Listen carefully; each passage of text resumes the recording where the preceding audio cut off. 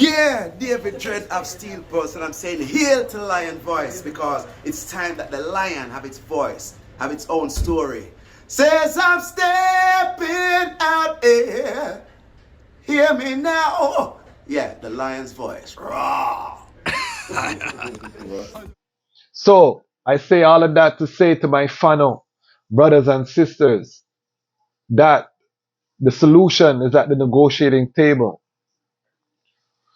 Yes, the ethnic constitution must be destroyed. There's no way that an ethnic constitution is going to build unity. It's a bad idea. It's one Ethiopia. We're not saying that people cannot celebrate their ethnic identity. And again, this is done through education. In one Africa, one Ethiopia.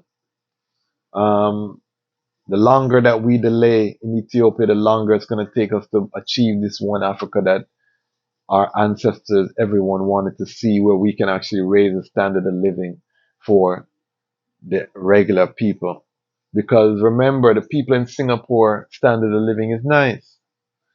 How does this perpetual war benefit anyone other than the arms dealerships and some of the elites that make the deals, that enrich themselves, that bank their money in European capitals, American capitals?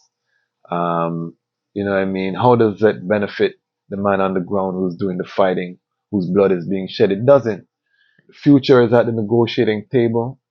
The future for FANO is to educate the people about the history, educate the people about His Majesty, educate the people about the great legacy, about what unity can do under that throne, and what it means. You know, we want to see the Crown Council, and I've been reasoning with ones affiliated and telling them education has to be the main priority right now, to combat the propaganda that's being pumped in to divide and rule.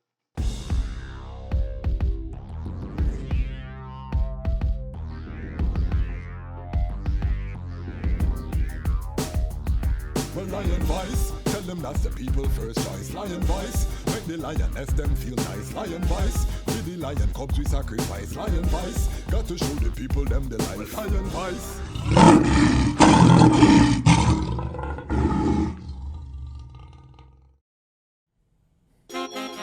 Well, the leaders of the world have failed in their responsibility to lead the youths them to a brighter future. Well, I and I hear the conquering line of the tribe of Judah, Earth's rightful ruler. How just the way Rastafari crowned, unconquerable. We come to tell them about Babylon, they're falling down. To far right is uncle you. We come to tell them about the way Rastafari crowned, unconquerable. We come to tell them about Babylon, they're falling down. To far right is uncle you. We come to tell them about Holy Palace intrigue, in fighting between Solomon seed. Well, Empress tried to want her family to lead. Well, King Michael want him son to lead, but King Michael now watch the orphan married to him niece, who get up every day and a study and a read. He work and he pray every day. He achieve. Them say you're the leader. Every nation need a just the way Rastafari crown, unconquerable. Me come to tell them about Babylon, they're falling down. To far right is uncle you. Me come to tell them about the Rastafari crown, unconquerable. Me come to tell them about Babylon, they're falling down. To far right is uncle you. Well, Ras Michael, son was having a good time when he should mind the affairs of the state. Greetings in that divine name of His Imperial Majesty, Emperor Haile Selassie I. Glory and honor in the name of His chosen Queen, Empress Waziri Menen. My name is Kwasi Bansu, aka the Chasmach Kwasi, aka Ras Kwasi, aka the Reading Ras, aka the Pan-African Happy Man. I'm a creative industry attorney, I'm an artist, I'm an author, I'm an actionist, and right now I am the host of the Lion's Voice. Welcome to the Lion Voice Network and welcome to a growing movement. If this is your first time tuning in, we truly give thanks. For your eyes, for our returning viewers, we say give thanks. Big up the Lion Pride and the Lion Pride on Patreon. How do you become a part of the Lion Pride? If you subscribe, you are part of the Lion Pride. We just got our analytics in for August, and August has been our biggest month since we started the channel. Over 14,000 views in August. We're over 8,000 unique viewers coming to the channel. It is a great honor. Over 200 subscriptions in the last 28 days. It's been an honor to see the growth. Big up all of the Ethiopian family. We are doing a series on the FANO uprising in Ethiopia using the history. And since we started doing that history, a lot of my Ethiopian brethren and sisters, my Wandame and Ihete, have come to be a part of the channel. I've been commenting a robust discussion about the uprising. A lot of Amhara family have been tuning in. We just want to say welcome. And this is, again, a non-political channel. Oromo, our I&I brothers. Tigray, our I&I brothers. Eritrea, our I&I brothers. Somali, our I&I brothers. And all of the different people within Ethiopia, from Goragi down into the Omo Valley. We are saying one Ethiopia on this channel.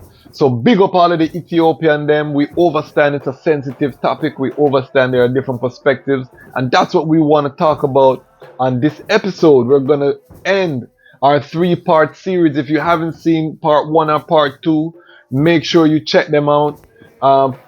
Is Ethiopia on the brink of civil war? We've been asking this question using the history. We heard what the Ethiopians had to say in our last episode. That's doing very well. One of our highest performing videos ever on the channel, over 2,000 views. Go check out that video.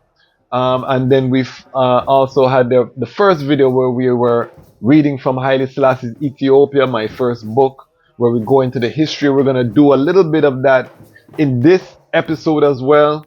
And we're going to bring it full circle. To see, we're going to ask the question, is Menelik II to blame? Because that's one of the talking points put out there within Oromo. We saw the destruction of many statues. The statue of Rastafari in Harar was destroyed. Different statues and iconic things of the imperial Ethiopia were destroyed during the Oromo uprising that took place in Ethiopia. Now Amhara is uprising. So we wanted to put some context, because a lot of people seeing this will just think it's the normal, African coup d'etat and this and that, which is being fomented by outside, which they would not be wrong. But you have to go deeper into Ethiopian history to see that this is a cycle that has gone on even before Europeans had a major impact in the realm. The kingdoms were warring against each other. We go to the era of princes, when the Oromo dominated for hundreds of years. The Yujo Oromo, most notably Rasali, was the dominant figure controlling the emperors in Gandhar. So what are we saying? We're saying, what is the solution?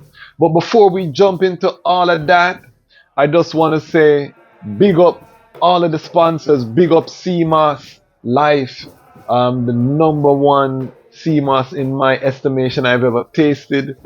Beautiful. So much that I myself am getting involved in the company. We're going to have more information on CMOS, how you can get your CMOS. You can go to the website, check it out.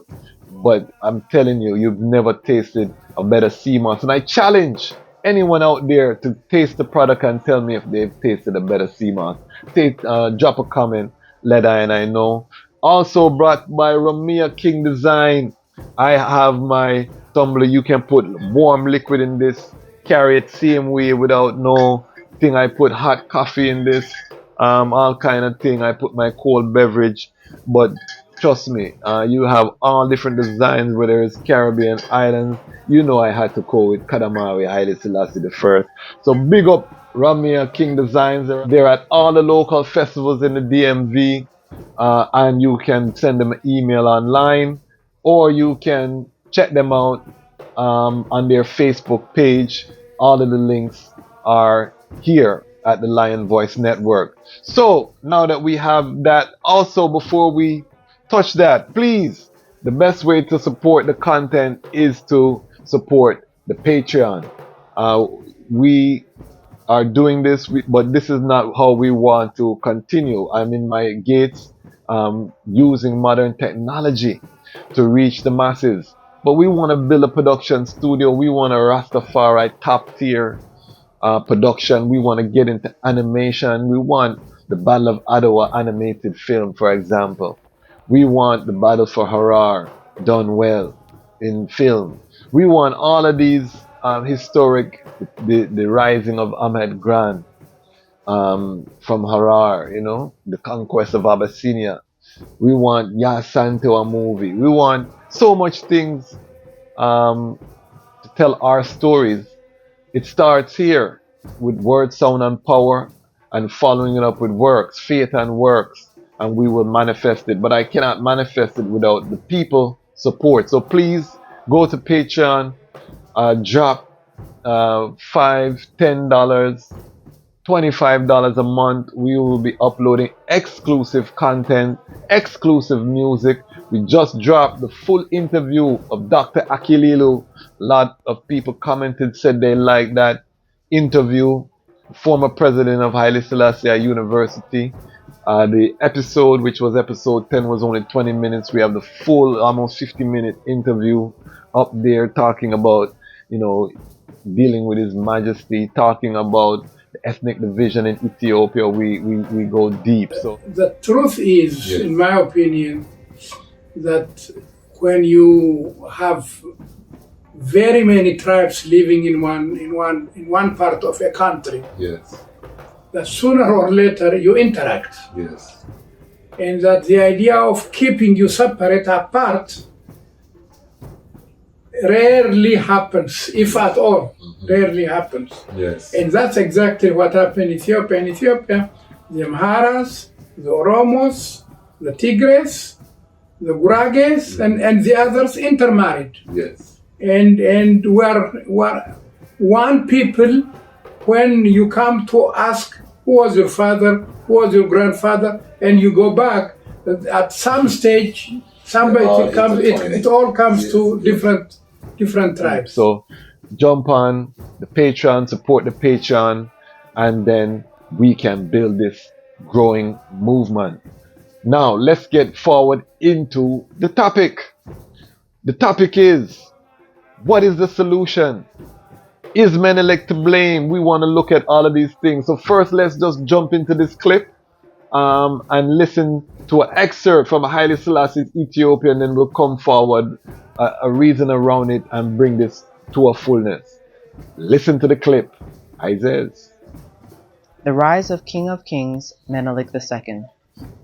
In 1868, when the British government finally decided to move against Tewodros II for imprisoning their nationals, Menelik II refused to help them. He also informed the British that he would not aid Tewodros II either, yet he would defend the borders of Shoa should the British attempt to violate them for any reason.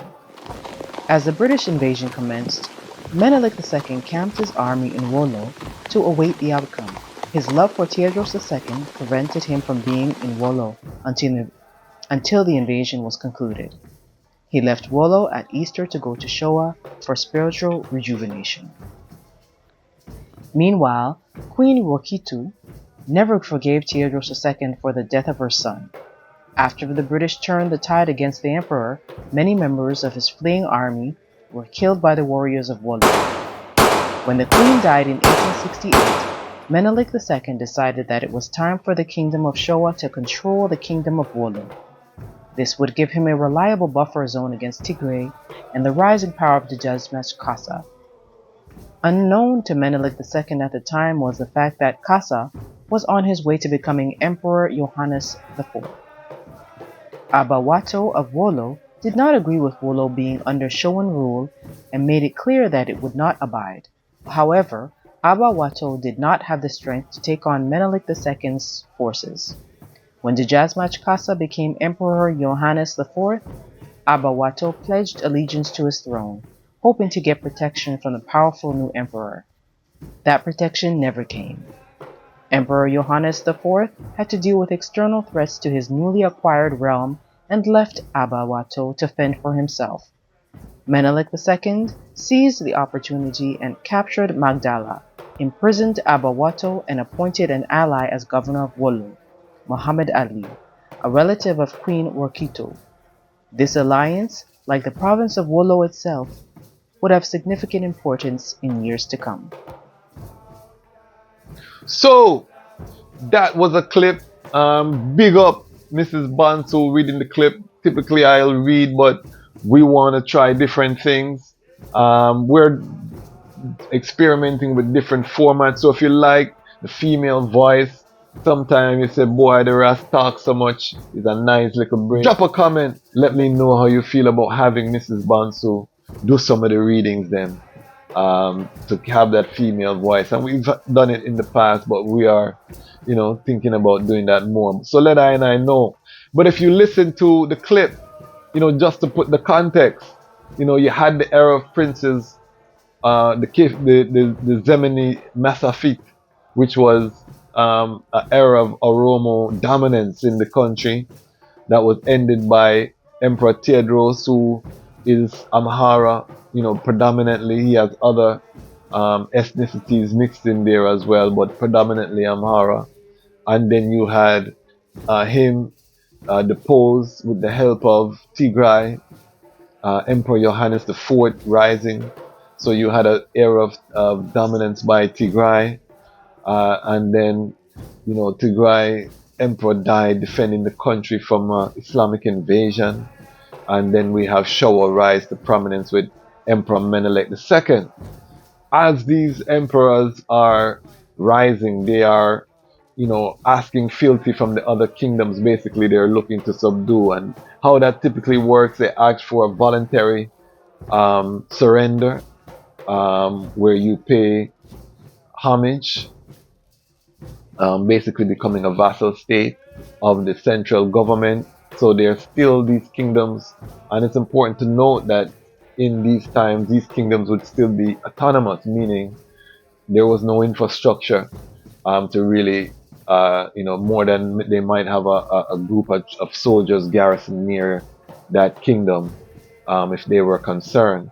But the local rulers typically were still governing, but they would have to, pay taxes onto the central government, whatever that was negotiated. So you had a lot of the proud kingdoms of Ethiopia that chose to fight rather than go into this arrangement. And this is where the cycle of war came to play. Menelik, had to build his strength against Tigray and the coast. And so he went south where the Oromo kingdoms were. And there were bloody battles because the Oromo are proud people and they did not want to submit. Ultimately, Menelik was victorious. And the argument is that had Menelik not done that, because this was during the Scramble of Africa period, the Berlin Conference, the borders had been divided in the capital of Germany at the time, which was Berlin. If Menelik had not brought these kingdoms under the Ethiopian realm, they would have been assumed into the European powers that were neighboring. So them staying independent as smaller kingdoms was not an option in this era. So that's an important detail that we have to put into consideration when we're talking about this and looking at the choices that Menelik had to make. So you could even see from that clip, and I have the whole history of the Zemini Masafit in the book. We talk about Rasta Lee, Empress Manen, all of those things, his mother, who was a real power at the time. We talk about Gran, the left-handed, when, you could argue that there was an era where the Somali ethnic group, had great power in the realm, coming from Harar and the tribes from, the Ogaden, which were like the sands of the seashore when you read the conquest of Abyssinia. Also, many Oromo were part of that. This is when the Islamic conversions were at their height, and many of the Oromo were converted into Islam at this time. So this was a period of Oromo dominance. So all of these different groups have had their time of dominance. So this brings I to the question to my Oromo, to my Amhara, to my Tigray brothers, where does the cycle stop? This is what we have to ask ourselves. Where does the cycle of war stop? Yes, each of these major groups or kingdoms have had their time of dominance in the realm. Yes, Menelik was from Showa. Yes, Haile Selassie I, father, was from Showa, but he also had Oromo and Goragi blood. So, who do we attribute his reign to? Most people are going to say Showa and the Amhara. But when you study the reign of His Majesty, you find that there was opposition from Showa to many of his reforms. The church opposed many of his reforms. Where does it stop? Where does it end, my Ethiopian family? So when I see the FANO uprising and, I see the exuberance, machine guns raised and, the heroic bravery of Ethiopia, we're not short of warriors and warfare. But I caution my Amhara brothers and sisters, this war cannot be won militarily. Let's say FANO is able to oust the government and take power in the realm. How long is there going to be peace in Ethiopia to build a better standard of living for the people? Will the Oromo, after being defeated on the military battlefield, or stay down forever? This cycle will never end. And so this battle cannot be won on the battlefield. And I want this to sink deep into whoever is leading the FANO fighters, because we know that the elites of all of these ethnic groups are kingdoms, from that time until this time, always are the ones who make the call for war and can make the call for peace. So to the bigger heads, how will the cycle stop? The Oromo, the Amhara, Tigray, when will it stop? If we look at that excerpt of the book that was read, I read it because we can see the chaos, that war arises. When Emperor Tewodros is deposed, what happens? His soldiers are massacred by the Oromo Queen or Kito. So, do the people who are the descendants of Tewodros' soldiers, many of whom would have been Amhara, but some would have been Aga, from other regions as well. Should they keep a blood debt forever and want to destroy the Oromo for all time? You heard that Tigray took power, subdued Showa. Think of it. Should Showa forever hold a grudge against Tigray?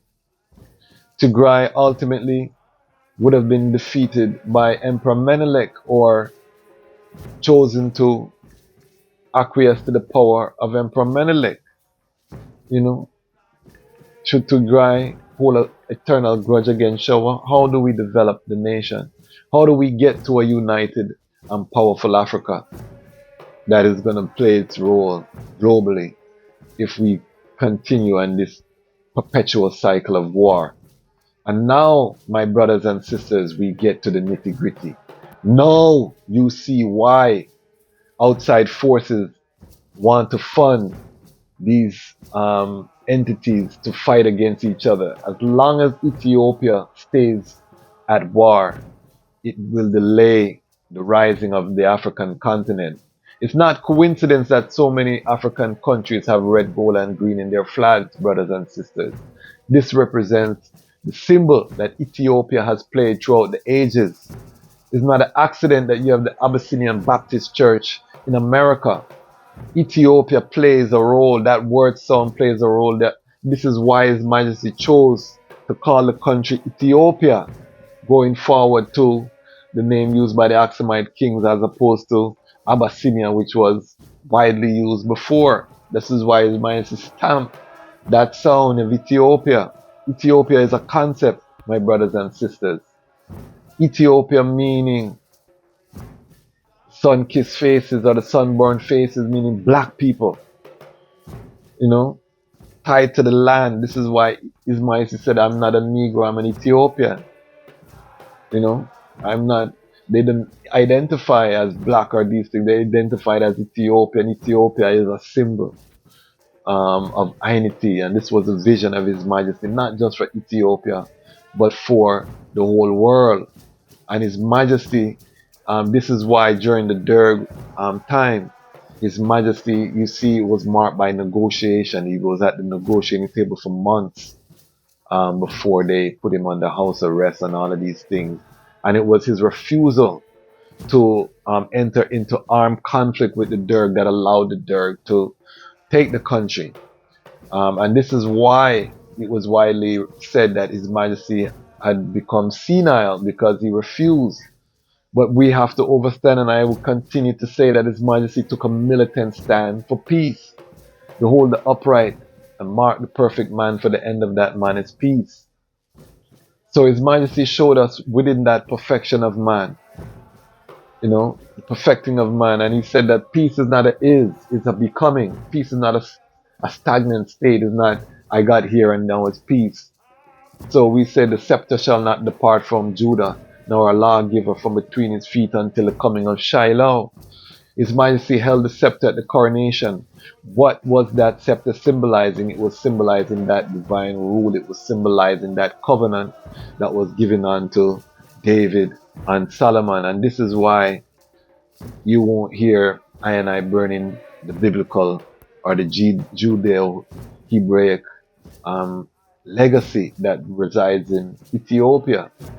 Because when you look at the symbols and you look at how His Majesty ruled and how he communicated, he chose that framework. The scepter shall not depart from Judah. So there's no one in Ethiopia with a scepter until the coming of Shiloh. Shiloh meaning peace on earth. So that peace that His Majesty established by refusal to go into armed struggle with his fellow Ethiopians is peace on earth. And we see that as he established that, there is no more scepter in Ethiopia. So the scepter is no longer now required as the governance, because as His Majesty said, sacrifice of Yeshua, the Almighty dwell within the hearts of man. So we as Rastafari, Haile Selassie dwells within our hearts. He disappeared from Ethiopia in 1975, August 27, 1975. They said that he was murdered. And I say that, you know, I have some land in Antarctica that I would sell you if you believe the Derg account.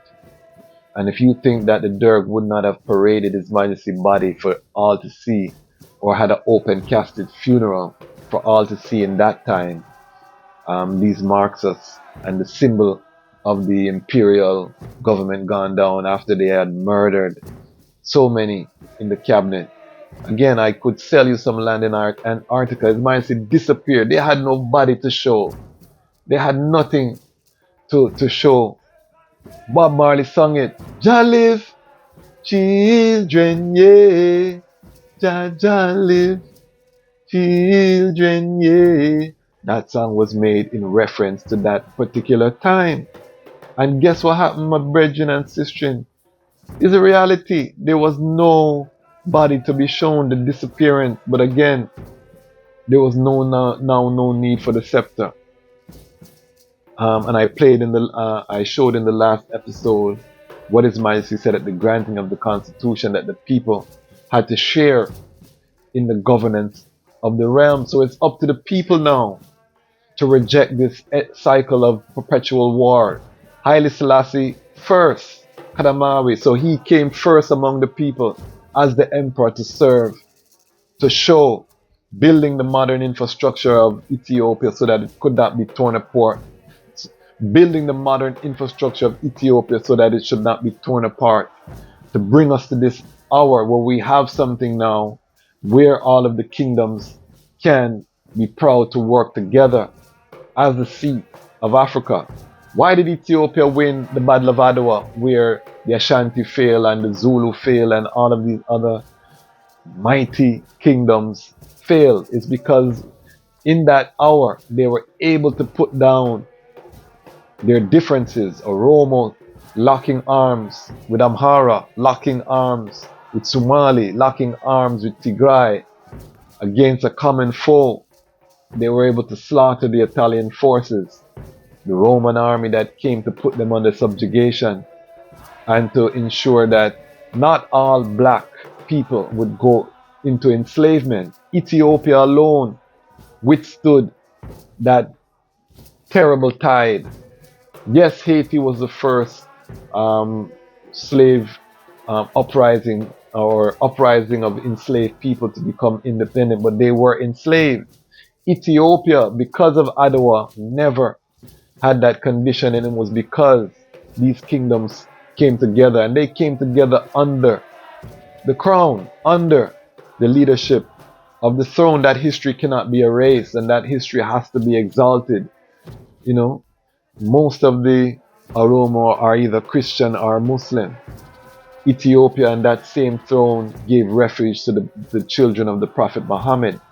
So that is not a throne that a Oromo Muslim should be seeking to war against from a spiritual perspective. Also, that throne united these warring factions in that time.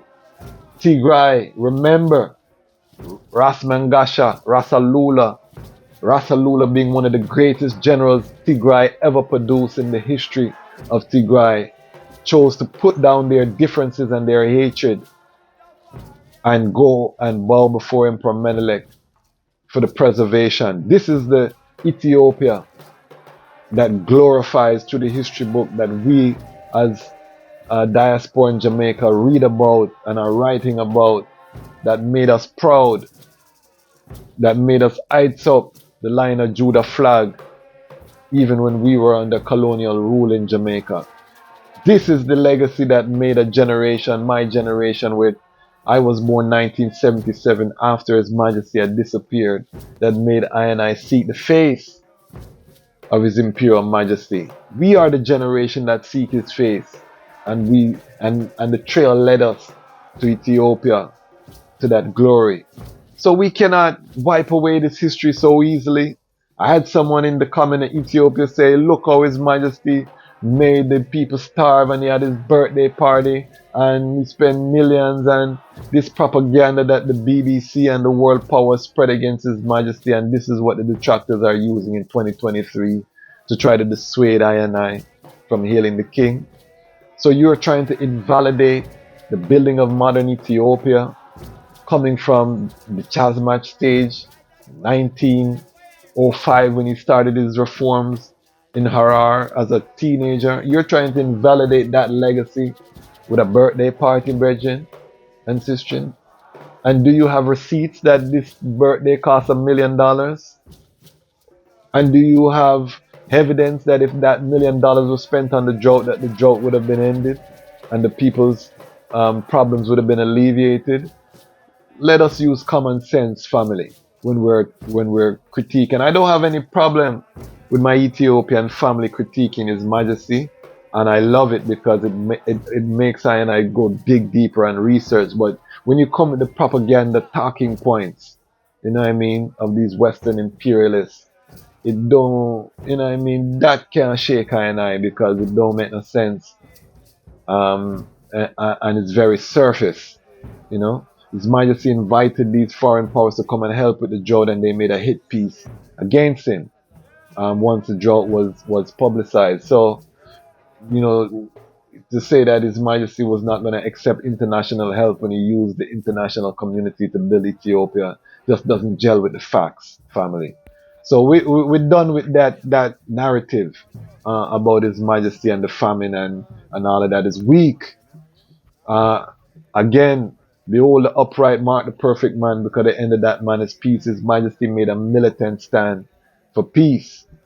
So I say all of that to say to my FANO brothers and sisters that the solution is at the negotiating table. Yes, the ethnic constitution must be destroyed. There's no way that an ethnic constitution is going to build unity. It's a bad idea. It's one Ethiopia. We're not saying that people cannot celebrate their ethnic identity. And again, this is done through education. I believe Amharic should be the language for the entire Africa. Why? Because the Amharic script is indigenous to Africa. We don't want to be writing African language with European or Latin script. You know what I mean? So if we don't have a written script, which Ethiopia alone, have the indigenous script, this is why I would give Amharic the edge over Swahili. Because Swahili was still writing in Latin script. Amharic should be the national language. Addis Ababa is already the capital. These are things that we can work together to make it happen. One Africa, one Ethiopia. The longer that we delay in Ethiopia, the longer it's going to take us to achieve this one Africa that our ancestors, everyone wanted to see, where we can actually raise the standard of living for the regular people. Because remember, the people in Singapore standard of living is nice. How does this perpetual war benefit anyone other than the arms dealerships and some of the elites that make the deals, that enrich themselves, that bank their money in European capitals, American capitals? You know what I mean? How does that benefit the man on the ground who's doing the fighting, whose blood is being shed? It doesn't. The future is at the negotiating table. The future for FANO is to educate the people about the history, educate the people about His Majesty, educate the people about the great legacy, about what unity can do under that throne, and what it means. We want to see the Crown Council, and I've been reasoning with ones affiliated and telling them education has to be the main priority right now, to combat the propaganda that's being pumped in to divide and rule. This is so important, and that's what this channel we're going to be doing. So I'm going to do a series on the era of princes, the Zamani Mesafit, because that's what they're trying to return us to. And I feel like we need some more education about that period, where there was very little development. We could even call it the Dark Ages for Ethiopia because of the perpetual war that was happening at that time. Emperor Theodros ended that era and started, the foundations that led to the development of modern Ethiopia, that Menelik, Johannes, and then Haile Selassie built upon. So they want to return us to that cycle of perpetual war, where everybody's right, nobody's wrong. We separate into kingdoms and we fight. Ethiopians, let us reject that. Let us stand for one Ethiopia. I will do my role and tell the story from the lion's perspective. Why? Because the time has come for the lions to tell our own story. And this is the Lion's Voice.